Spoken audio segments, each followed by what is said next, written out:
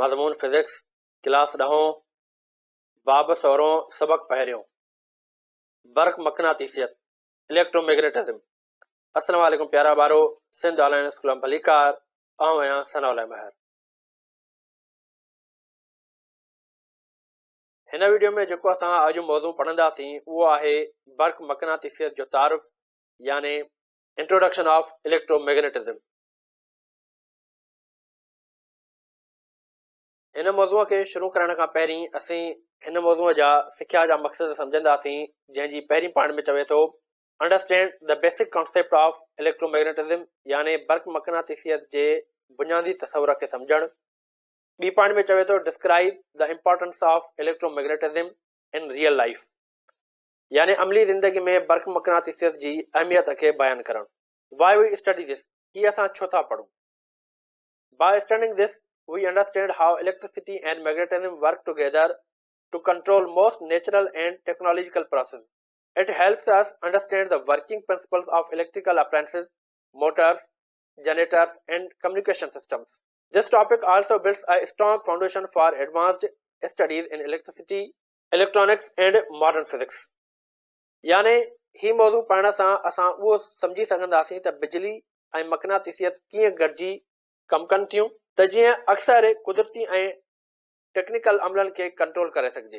हीअ असांखे बिजलीअ जे औज़ारनि, मोटरनि, जनरेटरनि ऐं राब्ते जे निज़ामनि जे कमु करण जे उसूलनि खे सम्झण में मदद ॾिए थो। उन खां अलावा ही मौज़ू बिजली, इलेक्ट्रॉनिक्स ऐं जदीद फिज़िक्स में आला तालीम लाइ हिकु मज़बूत बुनियाद फ़राहम करे थो। प्यारा ॿारो, हींअर असीं पंहिंजे मौज़ूअ जी तरफ़ हलूं था जेको आहे इलेक्ट्रोमैग्नेटिज़म। सभ खां पहिरीं असां जेकॾहिं हिन लफ़्ज़ खे ॾिसूं, ही हिकिड़ो जेको लफ़्ज़ आहे इहो ॿिनि लफ़्ज़नि जो मजमू आहे, ॿिनि लफ़्ज़नि खे मिलाए करे ठाहियो वियो आहे।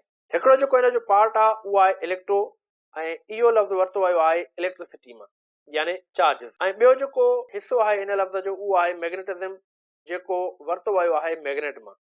हाणे इन ॿिन्ही लफ़्ज़नि खे जेकॾहिं असां गॾे करे डेफिनेशन ठाहियूं त इन जी जेका डेफिनेशन निकिरंदी उहा ठहंदी relationship between electricity and magnetism यानी इलेक्ट्रिसिटी ऐं मैग्नेट जी जेका रिलेशन आहे उनखे असां चऊं था इलेक्ट्रोमैग्नेटिज़म। ठीकु आहे, पर हाणे जेकॾहिं असां पंहिंजे चौधारी ॾिसूं, हर शइ खे ॾिसूं त उन में मिसाली तौर ते जेकॾहिं असां कोई बाल थ्रो था कयूं या उन खां बाद में चकमक कंहिं शइ खे पंहिंजी तरफ़ छिके थो या उन खां बाद में रॉकेट जेको आहे त उहो खिला में जेको आहे त फायर कयो वञे थो। हाणे इन्हनि सभिनी शयुनि में हिकिड़ी शइ कॉमन आहे, उहो आहे फोर्स। जेकॾहिं असां बाल खे थ्रो कंदासीं तॾहिं बि फोर्स लॻंदो, जॾहिं चकमक कंहिं शइ खे पंहिंजे तरफ़ छिके थो तॾहिं बि फोर्स लॻंदो, जेकॾहिं असां रॉकेट खे खिला में फायर कयूं था तॾहिं बि जेको आहे त रॉकेट ते फोर्स लॻंदो। ठीकु आहे, हाणे जेकॾहिं असां हिन फोर्सिस जी ॻाल्हि कयूं प्यारा ॿारो, त हिननि सभिनी फोर्सिस जी नेचर अलॻि अलॻि आहे। हाणे जेकॾहिं असां पंहिंजे यूनिवर्स में, पंहिंजे नेचर में अगरि फोर्सिस जी ॻाल्हि कंदासीं त असां वटि 4 क़िस्मनि जा फोर्सिस एग्ज़िस्ट करनि था। There are 4 fundamental forces in nature. हाणे उहे कहिड़ा कहिड़ा फोर्सिस आहिनि? हिकिड़ो जेको फोर्स आहे प्यारा ॿारो उहो आहे असांजो ग्रेविटेशनल फोर्स, जंहिंखे असां कशिश शकल वारी कुवत बि चवंदा आहियूं। ऐं इन जे बारे में असां ऑलरेडी क्लास 9 में डिस्कस करे आया आहियूं ऐं उन में जेको आहे त असांजो यूनिवर्सल ग्रेविटेशन या ग्रेविटी जे बारे में बिल्कुलु असांजो हिकिड़ो चैप्टर आहे ऐं उन में असां हिनखे डिटेल में जेको आहे डिस्कस करे चुका आहियूं। ठीकु आहे, हाणे हे ई उहो फोर्स आहे जेको ज़मीन जे चौधारी एग्ज़िस्ट करे थो। ऐं ॿी ॻाल्हि इहा मां तव्हांखे ॿुधाईंदो हलां त हीउ जेको ग्रेविटेशनल फोर्स आहे उहो ही सभिनी फोर्सिस मां वीक में वीक फोर्स आहे। हाणे उन खां बाद में जेको ॿियो फोर्स आहे प्यारा ॿारो उहो आहे वरी असांजो वीक न्यूक्लियर फोर्स। ठीकु आहे, जंहिंखे असां कमज़ोर जौहरी कुवत बि चई सघूं था। हाणे ही जेको फोर्स आहे इहो एटम जे अंदरि जेको आहे त रेडियो एक्टिव डिके जे अमल लाइ जेको आहे त ज़िम्मेदार हूंदो आहे। ठीकु आहे, ही एटम जे जेको आहे त पार्टिकल्स खे हिक ॿिए में तब्दील करण में मदद कंदो आहे। हाणे मिसाली तौर ते जीअं सिज जे अंदरि थींदड़ जेको आहे त फ्यूजन अमल थींदो आहे या ईअं खणी चऊं त फ्यूजन जेको रिएक्शन थींदो आहे जंहिंजे ज़रिए असांखे गर्मी ऐं रोशनी मिले थी, उन में हिन फोर्स जो हिकिड़ो वॾो हथु आहे। ऐं उन खां बाद में ही जेको फोर्स आहे उहो कार्बन डेटिंग यानी पुराणनि शयुनि जी उमिरि मालूम करण में बि मददगार हूंदो आहे। सो अहिड़े नमूने सां प्यारा ॿारो ही जेको आहे ठीकु आहे। ऐं उन खां बाद में थर्ड जेको असांजो फोर्स आहे प्यारा ॿारो उहो आहे वरी स्ट्रॉन्ग न्यूक्लियर फोर्स। ठीकु आहे। हाणे स्ट्रॉन्ग न्यूक्लियर फोर्स खे असां जेको आहे मज़बूत जौहरी क़ुवत बि चई सघूं था। ऐं ही हिन जो कमु छा हूंदो आहे, ही जेको आहे यूनिवर्स में सभ खां ताक़तवर फोर्स आहे। असांजा जेके बि फोर्सिस आहिनि सभिनी मां ताक़तवर फोर्स जेको आहे उहो कहिड़ो आहे, स्ट्रॉन्ग न्यूक्लियर फोर्स आहे। ठीकु आहे। कमज़ोर कहिड़ो चयोसीं, ग्रेविटेशनल फोर्स। उन खां पोइ ही जेको आहे एटम जे न्यूक्लियस जे अंदरि प्रोटॉननि ऐं न्यूट्रॉननि खे हिक ॿिए सां मज़बूतीअ सां जेको आहे त बाउंड करे रखे थो। इन मिसाल इन तरीक़े सां वठी सघूं था त ॾिसो त जीअं हाणे प्रोटॉन आहिनि, हाणे प्रोटॉननि ते जेको आहे साॻी चार्ज हूंदी आहे। उन करे उहे जेके प्रोटॉन आहिनि उहे हिक ॿिए खां परे जेको आहे त थियणु घुर्जनि, या प्रोटॉन खे हिक ॿिए खे जेको आहे रिपेल करणु घुर्जे, पर उहे हिक ॿिए खे रिपेल न कंदा आहिनि। ठीकु आहे। पोइ छा थींदो आहे त ही जेको फोर्स आहे उहो ज़बरदस्ती जेको आहे न्यूक्लियस जे अंदरि उन प्रोटॉन्स खे पाण में गॾु करे रखंदो आहे। उन खां बाद में जेको असां वटि लास्ट फोर्स आहे उहो आहे वरी इलेक्ट्रोमैग्नेटिक फोर्स। हाणे ही जेको फोर्स आहे ही उहो फोर्स आहे जेको चार्ज थींदड़ पार्टिकल्स या ईअं खणी चऊं त जेके इलेक्ट्रिकल चार्जिस आहिनि उन्हनि जे विच में कमु करे थो। ऐं ही जेको आहे त कशिश शकल खां यानी ग्रेविटेशनल जेको असांजो फोर्स आहे उन खां किरोड़े भेरा वधीक ताक़तवर हूंदो आहे। हाणे मिसाल जे तौर ते जॾहिं तव्हां जेको आहे त पंहिंजे वारनि में फणी था ॾियो त उहा फणी जेको आहे त जेकर तव्हां कंहिं नंढनि कागरनि जे टुकड़नि जे वेझो कंदव त उहा फणी उन कागरनि जे टुकड़नि खे पंहिंजे तरफ़ छिकींदी। इहा उहा क़ुवत आहे जेका एटम जे अंदरि इलेक्ट्रॉन्स खे न्यूक्लियस जी चौधारी जेको आहे त माना बाउंड करे रखे थी ऐं फिरण ते मजबूर करे थी। त जेको असां हिते डिस्कस कयूं था उहो असां कंदासीं जेको आहे त इलेक्ट्रोमैग्नेटिज्म जे बारे में। यानी असां जेको आहे त ॿियनि लफ़्ज़नि में ईअं चऊं त असां हिते जेको डिस्कस कंदासीं उहो जेको आहे इलेक्ट्रोमैग्नेटिक फोर्स खे डिस्कस कंदासीं। ठीकु आहे। हाणे इन जो यूज़ जेको आहे त असांजो आम लाइफ में किथे किथे थिए थो, जेको आहे त पखे में ऐं मोटर में, या उन खां पोइ जनरेटर या ट्रांसफार्मर। हाणे इन्हनि सभिनी शयुनि में जेको आहे त असांजो इलेक्ट्रोमैग्नेटिक फोर्स जो यूज़ थिए थो। ठीकु आहे। प्यारा ॿारो हींअर असीं जेको आहे त इलेक्ट्रोमैग्नेटिज्म खे डिस्कस करे रहिया आहियूं। ऐं हिते जेको आहे त असां जेको आहे त इंट्रोडक्शन कंदासीं मैग्नेट जो, चकमक या मक़नातीस जो तारुफ़। प्यारा ॿारो हिते असां इलेक्ट्रिसिटी जो तारुफ़ छो न कयोसीं, उहो इन जे करे असां न कयोसीं छो त असां पोएं चैप्टर में ऑलरेडी इलेक्ट्रिसिटी खे डिस्कस करे आया आहियूं, चार्जिस खे डिस्कस करे आया आहियूं, इलेक्ट्रिक फील्ड खे डिस्कस करे आया आहियूं। तो अहिड़े नमूने सां हिते जेको आहे त असां वरी बेसिक इंट्रोडक्शन कंदासीं कंहिंजो जेको आहे त मैग्नेट जो। ठीकु आहे। हाणे सभ खां पहिरीं जेकॾहिं असां हिन जे जेको आहे इंट्रोडक्शन जे बारे में ॻाल्हि कयूं त मैग्नेट जेको आहे त उहो छा थींदो आहे या उहो किथां असांखे मिले थो। तो इन जे लाइ जेको आहे त चयो वञे थो त लोह जी मदनियात जा कुझु नमूना जिन खे कुदरती तौर ते जेको आहे त चकमक या उन खां पोइ लोडस्टोन चयो वेंदो आहे। हाणे बेसिकली मैग्नेट जेको आहे प्यारा ॿारो उहो हिकिड़े क़िस्म जो लोह आहे। उहो लोह जो हिकिड़ो नमूनो आहे, हिकिड़ी टाइप आहे जंहिंखे जेको आहे त चकमक या लोडस्टोन बि चयो वेंदो आहे। उहे लोह जा नंढा टुकर स्टील थी वियो, निकल थी वियो, कोबाल्ट थी वियो। ठीकु आहे। हाणे उन्हनि खे वरी पंहिंजे तरफ़ माना अट्रैक्ट कंदा आहिनि, ऐं जॾहिं उन्हनि खे उहे अट्रैक्ट कंदा आहिनि त पोइ हू जेके असांजा निकल आहे, कोबाल्ट आहे, स्टील आहे, उहे उन जे तरफ़ अट्रैक्ट थी वेंदा आहिनि। ठीकु आहे। यानी ईअं खणी चऊं त जेको लोह जो इहो हिकिड़ो ख़ासि क़िस्म आहे उहो ॿिए लोह जे क़िस्म खे पंहिंजे तरफ़ अट्रैक्ट करे थो। ऐं उन खां बाद में जॾहिं असां हिन चकमक खे माना आज़ादीअ सां कंहिं शइ सां लटकाईंदासीं, टंगींदासीं, त ही छा कंदो, उहो जेको आहे त हमेशह जेको आहे उत्तर ऐं ॾखण तरफ़ पंहिंजो रुख कंदो। असां चाहे हुनखे ओलह ओभर तरफ़ माना सेट करे हुनखे टंगियूं, पर थोरी देरि खां बाद में ॾिसंदव त हिन जो जेको रुख थी वेंदो उहो ॾखण ऐं उत्तर थी वेंदो। माना हीअ हिकिड़े क़िस्म जी ख़ासियत आहे हिन में। उन खां बाद में प्यारा ॿारो हीअ जेके लोह जूं ख़ासियतूं आहिनि उहे मसनूई तौर ते लोह ऐं स्टील में पिणु पैदा करे सघजनि थियूं।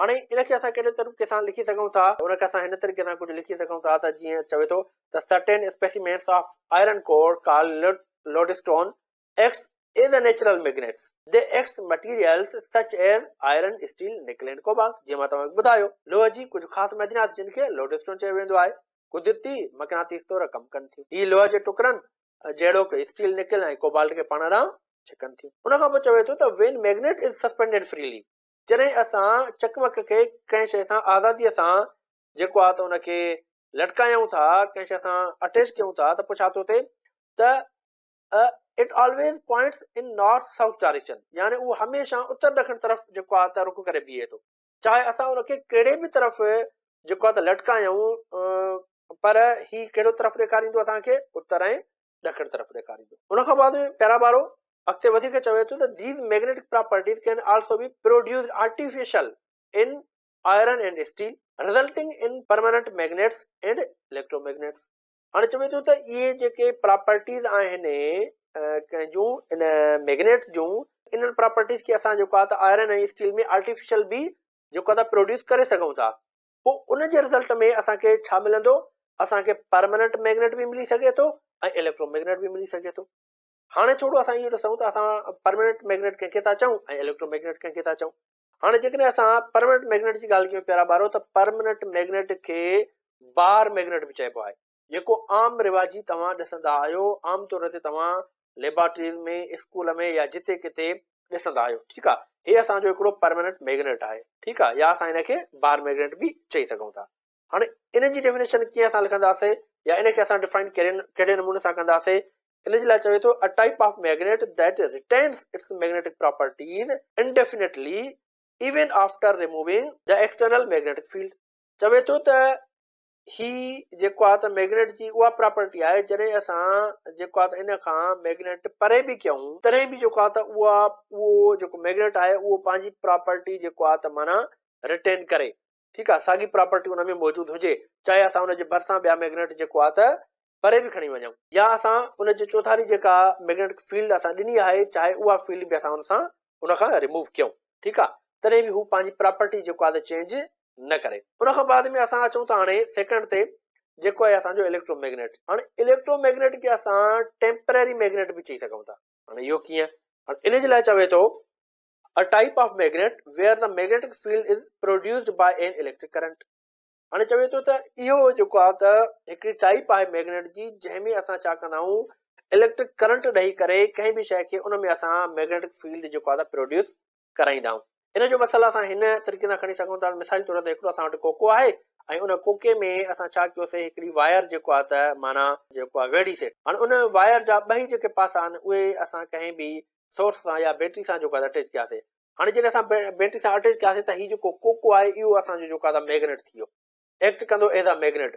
कंहिं बि शइ खे जेको आहे त लोही जेका शइ आहे उनखे जेको आहे त हीउ अट्रैक्ट करे सघे थो, यानी हीउ जेको लोह आहे पोइ हाणे जेको आहे त इहो बि मैग्नेट थी वियो। ठीकु आहे, पर हीउ जेको आहे त टेम्पररी हूंदो। जॾहिं असां हिन वायर खे हिन बैटरी जे कॉन्टेक्ट मां डिस्कनेक्ट कंदासीं, उनखे कॉन्टेक्ट मां कढंदासीं, तॾहिं हीउ जेको कोको आहे उहो साॻियो कोको ई रहंदो। जॾहिं असां हिन वायर खे हिन बैटरी सां अटैच कंदासीं, यानी सर्किट कंप्लीट कंदासीं, तॾहिं हीउ कोको जेको आहे त उहो असांजो मैग्नेट वांगुरु एक्ट कंदो। ठीकु आहे, पर हीउ जेको असांजो परमानेंट मैग्नेट आहे, जंहिंखे असां बार मैग्नेट चऊं था, इन ते कंहिं बि क़िस्म जो कोई बि जेको आहे त इम्पैक्ट नथो पइजी सघे। चाहे असां उनजे ॿाहिरियों काई बि मैग्नेटिक फील्ड आहे उहा असां रिमूव कयूं या उनजे वेझो आणियूं, पर ही पंहिंजी जेका प्रॉपर्टी आहे उहा सेम रखंदो। ठीकु आहे प्यारा ॿारो, हींअर असीं जेको आहे त मैग्नेट जे हिस्टोरिकल बैकग्राउंड जे तरफ़ हलूं था।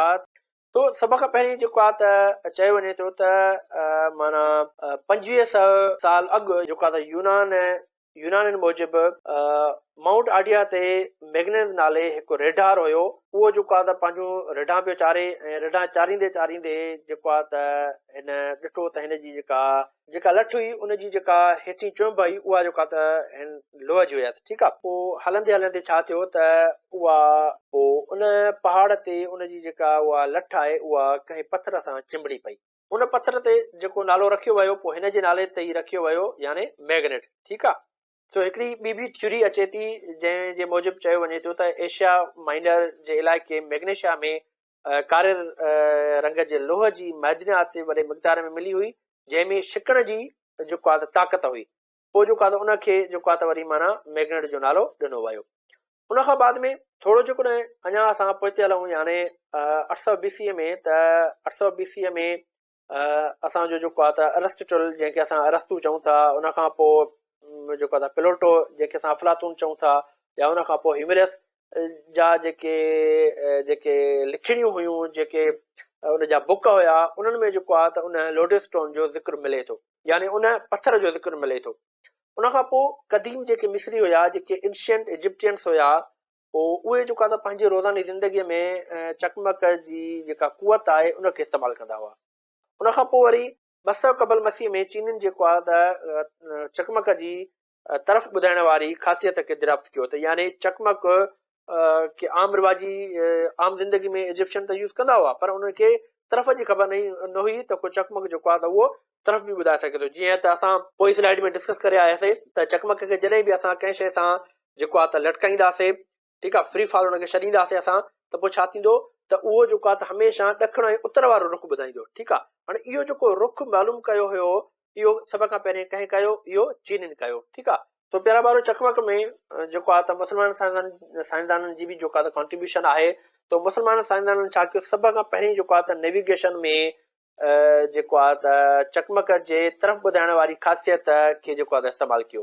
त उन खां बाद में जेको आहे त माना नक्शनि वारो सिस्टम जेको आहे त शुरू थियो। उन खां पोइ जेको आहे त जेके असांजा ओलह तरफ़ इलाइक़ा आहिनि, ठीकु आहे, त उन्हनि में पहिरियों भेरो जेको आहे त अतालवी या असां उन्हनि खे इटलियन चऊं, जेके असांजा मलाह हुया, उन्हनि जेको आहे त माना पहिरियों भेरो जेको आहे त कंपस खे इस्तेमालु कयो। ठीकु आहे, ओलह वारा जेका असांजा इलाइक़ा आहिनि, माना ओलह वारी जेका दुनिया आहे, उन में सभ खां पहिरीं जेको तरफ़ ॿुधाइण वारो जेको सिस्टम माना इंट्रोड्यूस करायो, उहो जेको आहे त माना इटलियन जेके असांजा सेलर्स हुया, उन्हनि जेको आहे त माना उते इंट्रोड्यूस करायो। ठीकु आहे, उन खां बाद में प्यारा ॿारो 19th सेंचुरी में जे शुरूआत में जो हिकिड़ो मुस्लमान साइंसदान हुयो जंहिंजो नालो हुयो अली इब्न ईसा अल-तराबी। हाणे इन छा कयो, इन सभ खां पहिरें जेको आहे त एस्ट्रोलैब जेको आहे त ठाहियो।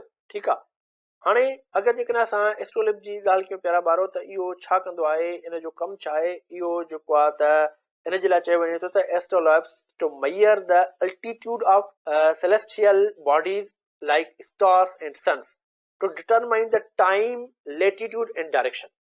हाणे एस्ट्रोलैब जी जेका डेफिनेशन आहे, उन में इहा ॻाल्हि कई थी वञे त एस्ट्रोलैब जेको आहे उहो जेके असांजूं वॾियूं बॉडीज़ आहिनि, जेके असांजा स्टार्स आहिनि, जेको असांजो सन आहे, उनजो अल्टीट्यूड जेको आहे त मालूम करण जे लाइ इस्तेमालु कयो वेंदो हो, या उन खां पोइ टाइम, या उन खां पोइ डायरेक्शन मालूम करण जे लाइ जेको आहे त इहो यूज़ कयो वेंदो हो, जेको आहे त पुराणे दौर में। हाणे त डिजिटल दौर आहे, ठीकु आहे, सैटेलाइट जो दौर आहे, त असांखे आसानीअ सां उहा शइ मालूम थी वञे थी। पर हीउ जेको आहे, हीउ जेको इंस्ट्रूमेंट आहे प्यारा ॿारो, इहो जेको आहे त माना मैन्युअल हुयो। ठीकु आहे, हाणे मैन्युअल उन टाइम में मुस्लमान साइंसदान कहिड़े हिसाब सां ठाहियो, इहा हिकिड़ी वरी जेको आहे त माना वरी डिस्कशन थी वेंदी, त असां उन तरफ़ नथा वञूं। ठीकु आहे, सिर्फ़ु तव्हां इन जो जेको आहे त यूज़ सम्झण जी कोशिशि कयो। उन खां बाद में प्यारा ॿारो 9th सेंचुरी खां जेको आहे 13th सेंचुरी ताईं मुस्लमान जेको आहे त माना जहाज़ रानी या ज़मीनी मक़नातीस ते कमु कयो। ठीकु आहे, यानी नेविगेशन ते, ऐं उन खां पोइ जेको आहे त जेका अर्थ मैग्नेटिक फील्ड आहे उन ते जेको आहे त कमु कयो। ठीकु आहे, उन खां पोइ 16वीं सदीअ जे शुरूआत में जेको आहे त हिकिड़ो स्विस जेको आहे त फिजिशियन हुयो जंहिंजो नालो हुयो पेरासिलस। उन वरी छा कयो त उन चकमक खे इलाज जे मक़सद लाइ इस्तेमालु कयो। ऐं उन खां बाद में वरी जेको आहे त 16th सेंचुरी जे आख़िर में इंग्लैंड जो हिकिड़ो डॉक्टर हुयो जंहिंजो नालो, हिकिड़ो साइंटिस्ट हुयो जंहिंजो नालो हुयो डॉक्टर गिलबर्ट। ठीकु आहे, उन वरी छा कयो त उन बिजली ऐं मैग्नेट जो साइंसी मुतालियो कयो। उन खां बाद में हिन ऐलान कयो त ज़मीन पाण हिकु जेको आहे त अज़ीम मैग्नेट आहे, हिकिड़ो वॾो मैग्नेट आहे। ऐं उन खां बाद में तारीख़ साज़ किताब द मैग्नेट में हिन जेको आहे त उन जे बारे में डिस्कस कई, ऐं जंहिं किताब जी जेको आहे त गैलीलियो जेको आहे त तारीफ़ बि कई हुई। ठीकु आहे, ऐं उन खां बाद में प्यारा ॿारो 19th सेंचुरी में जेको आहे त वधीक जेको आहे त डिस्कवरीज़ थियूं असांजूं मैग्नेट जे बारे में। कहिड़ा कहिड़ा साइंसदान आया जंहिं जेको आहे त डिस्कवरीज़ कयूं, जीअं असांजो एम्पियर थियो, फेराडे थियो, ऑस्टिट थियो, बायोट एंड सेविट थियो। ठीकु आहे, हाणे इन्हनि सभिनी जेको आहे त इलेक्ट्रोमैग्नेट जे शोबे में जेको आहे त कामयाबी सां जेको आहे त तहक़ीक़ कई, तजुर्बा कया। ऐं उन खां बाद में 1973 में जेको आहे त जेम्स मैक्सवेल जेको आहे त आयो, ऐं उन जेको आहे त इलेक्ट्रोमैग्नेट जा कानून जेको आहे त तयारु कया। ऐं उहे कानून जेको आहे त अॼु बि असांजे जेको आहे त कुझु औज़ारनि में, कुझु इंस्ट्रूमेंट में जेको आहे त इस्तेमालु कया वञनि था, जीअं वायरलेस थियो, रेडियो थियो, टेलीविज़न थी वियो, रेडार थियो, या उन खां बाद में इंफॉर्मेशन टेक्नोलॉजीअ जूं जेके बि असांजूं शयूं आहिनि, उन्हनि में जेका त उन जा कानून उन जूं जेके उहे इक्वेशन्स आहिनि उहे जेका त यूज़ कयूं वेंदियूं आहिनि। ठीकु आहे। उन खां बाद में प्यारा ॿारो हाणे जेको आहे त असां शॉर्ट में जेको आहे त रिलेशन जेको आहे त सम्झंदासीं इलेक्ट्रिसिटी ऐं मैग्नेटिज़म जे बारे में। सभ खां पहिरीं चवे थो the nature of matter is a electrical because it contents electric charges. चवे थो त जेको असांजो मादो हूंदो आहे उहो फितरती तौर ते उहो कुदरती तौर ते जेको आहे त माना इलेक्ट्रिकल हूंदो आहे। ठीकु आहे, छाकाणि त उन में अंदरि जेको आहे चार्जिस मौजूदु हूंदियूं आहिनि। उन खां बाद में हाणे जेकॾहिं असां प्यारा ॿारो इलेक्ट्रिक चार्ज जे बारे में ॻाल्हायूं या उन बारे में सम्झण जी कोशिशि कयूं त चवे थो stationary electric charge produces an electric field. जीअं त असां ऑलरेडी जेको आहे पोएं लेक्चर में पढ़ी आयासीं, जेका असांजी स्टेशनरी चार्ज आहे, जेका असांजी जेको आहे त बीठल चार्ज आहे, जेका सुकून वारी हालत में चार्ज आहे, ठीकु आहे, जेका मूव नथी करे, उहा छा कंदी, उहा इलेक्ट्रिक फील्ड जेको आहे त प्रोड्यूस कंदी आहे। जीअं तव्हां हिन फिगर में ॾिसी सघो था, हीअ चार्ज आहे, हिन जे चौधारी जेको आहे त हीअ इलेक्ट्रिक फील्ड आहे। अहिड़े ई नमूने सां जेकॾहिं असां मैग्नेट जी ॻाल्हि कंदासीं प्यारा ॿारो, a moving electric charge produces a magnetic field. चवे थो त जॾहिं उहा चार्ज वरी कंहिं बि कंडक्टर में मूव कंदी पोइ छा थींदो त उन चार्ज में वरी मैग्नेटिक फील्ड प्रोड्यूस थींदी। हाणे जॾहिं चार्ज असांजी स्टेशनरी हालत में आहे त उन वटि छा आहे, सिर्फ़ु ऐं सिर्फ़ु इलेक्ट्रिक फील्ड। जॾहिं उहा चार्ज वरी कंहिं कंडक्टर में मूव थी करे त उन में इलेक्ट्रिक फील्ड त पंहिंजी मौजूदु हूंदी हूंदी, पर मूव करण जे दौरान उहा मैग्नेटिक फील्ड बि प्रोड्यूस कंदी। ठीकु आहे, यानी ॿ ई ख़ासियतूं उन चार्ज में अची वेंदियूं, कहिड़ियूं, इलेक्ट्रिक बि ऐं मैग्नेटिक बि। ठीकु आहे, त प्यारा वारो मैग्नेटिक फील्ड खे हिते असां जेको डिनोट कंदा आहियूं उहो कंदा आहियूं बी सां। ठीकु आहे, हाणे अॻिते असांजा कुझु फार्मूलास बि ईंदा जंहिंमें जेको आहे त असां बी जो जेको लफ़्ज़ आहे उहो यूज़ कंदासीं ऐं बी जेका डिनोट कंदी उहा कंदी असांजी मैग्नेटिक फील्ड खे। ठीकु आहे, उन खां बाद में अॻिते चवे थो प्यारा वारो त electron revolve around the nucleus, this motion produces magnetic effects. हाणे चवे थो इलेक्ट्रॉन जेके आहिनि उहे न्यूक्लियस जी चौधारी पंहिंजे शेल में जॾहिं मूव कंदा आहिनि, जॾहिं रिवॉल्व कंदा आहिनि, तॾहिं उहे इलेक्ट्रॉन बि जेको आहे त मैग्नेटिक इफेक्ट प्रोड्यूस कंदा आहिनि। उन खां बाद में वधीक चवे थो त magnetic substances consist of tiny regions called domains. हाणे जेके असांजा मैग्नेटिक सबस्टेंसेस आहिनि उहे मुश्तमिल हूंदा आहिनि हिकिड़नि नंढनि नंढनि रीजन्स ते, नंढनि नंढनि इलाइक़नि ते। ठीकु आहे, हाणे उन इलाइक़नि खे, उन रीजन्स खे असां चवंदा आहियूं डोमेन्स। अहिड़े नमूने सां प्यारा ॿारो तो वधीक चयो वञे थो त when these domains align in one direction the material becomes magnetized। चवे थो त उहे जेके डोमेन्स आहिनि, उहे जेके रीजन्स आहिनि, जॾहिं हिकिड़े ई तरफ़ या हिकिड़ी डायरेक्शन में मूव कंदा या बीहंदा त पोइ छा थींदो त उहो जेको असांजो मटीरियल आहे उहो मैग्नेटाइज़ थींदो। अगरि जेकॾहिं उनजी डायरेक्शन चेंज आहे त पोइ असांजो जेको मटीरियल आहे उहो मैग्नेटाइज़ नथो थी सघे, उन में मैग्नेटिक प्रॉपर्टीज़ नथियूं पैदा थी सघनि। जॾहिं उहे रीजन्स वन डायरेक्शन में मूव कंदा या वन डायरेक्शन में ईंदा तॾहिं जेको आहे त उहो जेको मटीरियल आहे उहो मैग्नेटाइज़ थी सघे थो, यानी उन में मैग्नेटिक प्रॉपर्टीज़ अची सघनि थियूं। उन खां बाद में चवे थो त therefore electricity and magnetism are not separate phenomena। हाणे चवे थो त इलेक्ट्रिसिटी ऐं मैग्नेटिज्म इहे ॿई अलॻि अलॻि के फेनोमेना न आहिनि, they are two aspects of a single phenomena called electromagnetism. यानी ही हिक ई मदार जा ॿ पहलू आहिनि जंहिंखे बरकी मक़नातीसियत या इलेक्ट्रोमैग्नेटिज्म चयो वञे थो, या ईअं खणी चऊं त हिक तस्वीर जा ॿ रुख आहिनि। ठीकु आहे, हाणे तस्वीर हिकिड़ी आहे, उनजो हिकिड़ो फ्रंट साइड थींदी आहे, हिकिड़ी उनजी जेका आहे बैक साइड थींदी आहे। यानी इलेक्ट्रिसिटी ऐं मैग्नेटिज्म जेको आहे उहे हिक तस्वीर जा जेका त ॿ रुख आहिनि, हिकिड़ो फ्रंट हिकिड़ो बैक। ठीकु आहे प्यारा ॿारो, तो प्यारा ॿारो मूंखे उमेद आहे त तव्हांखे ही जेको लेक्चर आहे उहो सुठे नमूने सां सम्झ में अची वेंदो। तो हिन लेक्चर खे हिते असां ख़तमु था कयूं। इंशाअल्लाह नेक्स्ट लेक्चर में वरी असां नए टॉपिक सां गॾु मिलंदासीं। तेसिताईं अल्लाह हाफ़िज़।